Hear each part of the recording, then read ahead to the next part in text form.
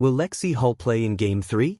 Fever starter misses part of practice with back injury.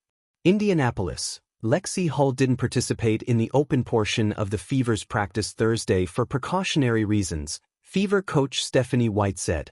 Hull was a late addition to Tuesday's injury report for Game 2 of the playoff semifinal series in Las Vegas, designated as questionable with a back injury.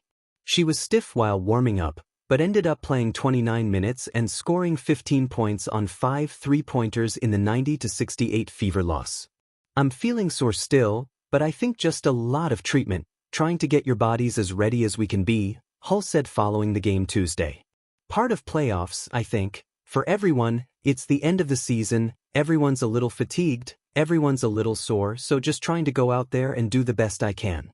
I had a lot of treatment with our trainers. I'm really thankful for them for spending a lot of time with me today, a lot of time with me yesterday, getting me ready for tonight." Hull stood off to the side in the portion of practice open to media Thursday, wearing a heat therapy pad on her lower back and watching as the Fever did 5-on-0 drills. Aerial powers and she Petty switched off running with the first team in place of Hull. "But Hull is still good to go for Friday's game," White said, barring any setback beforehand. "She's doing better, you know, today was just a precaution," White said. "Didn't want her to take any hits or move any kind of way that might aggravate it, and travel makes it difficult, certainly. But I anticipate her being ready unless there's any sort of setback."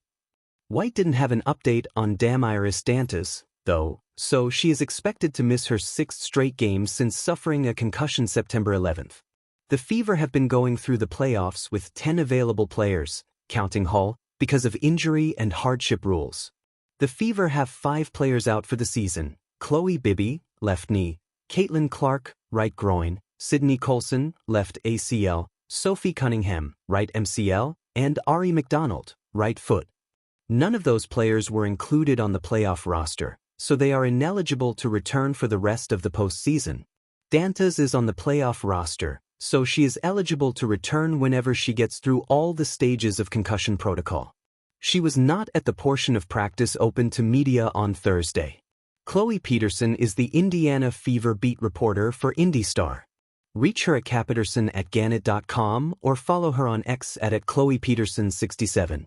Get IndyStar's Indiana Fever and Caitlin Clark coverage sent directly to your inbox with our Caitlin Clark Fever newsletter. Subscribe to IndyStar's YouTube channel and join Fever Insiders live post-game. This article originally appeared on Indianapolis Star.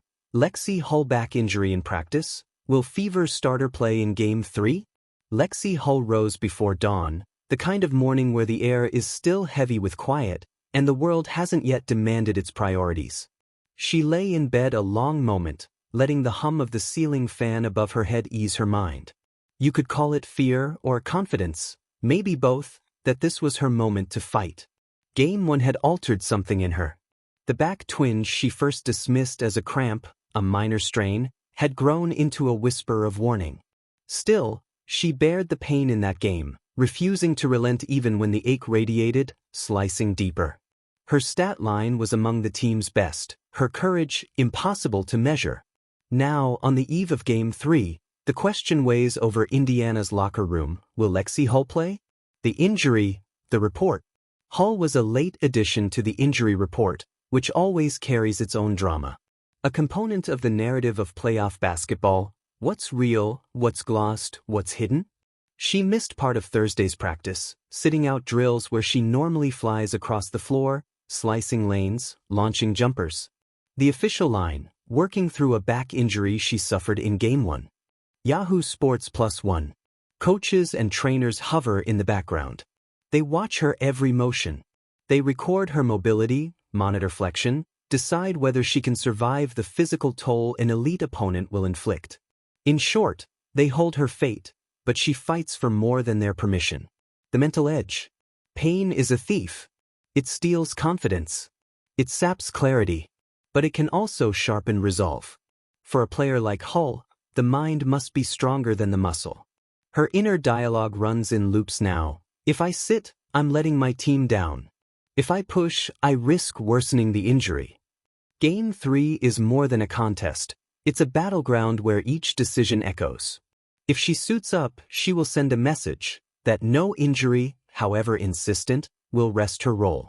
If she sits out, she offers rest, preservation, and admission that the long view matters more than a single night.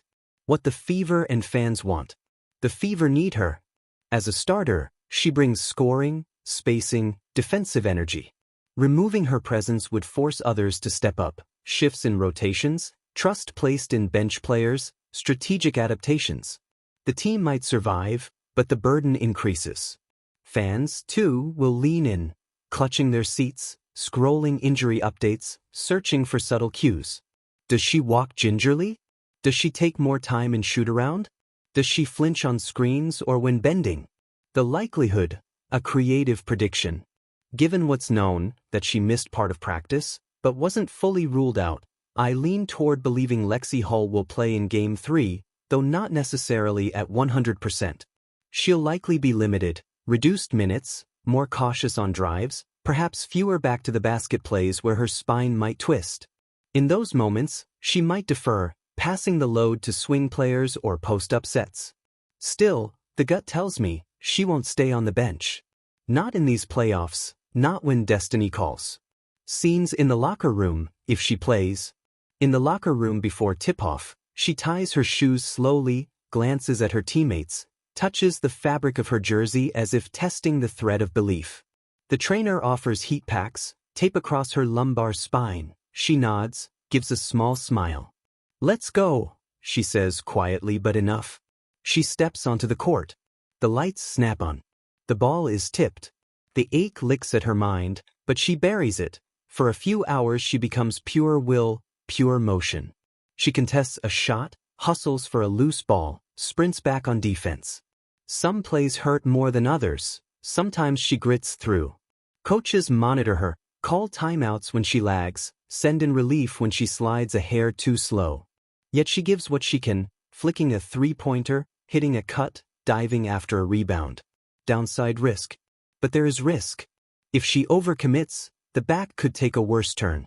What is a minor strain today could be a chronic issue tomorrow. She might aggravate it in the heat of battle. Fatigue will magnify the pain. And being on the limit, tactically, is easier to see than remove.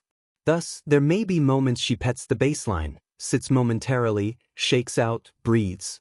The coach has to manage her minutes, shield her from overexposure, perhaps stagger rotations so she's not left isolated in high-load stretches. Metaphor.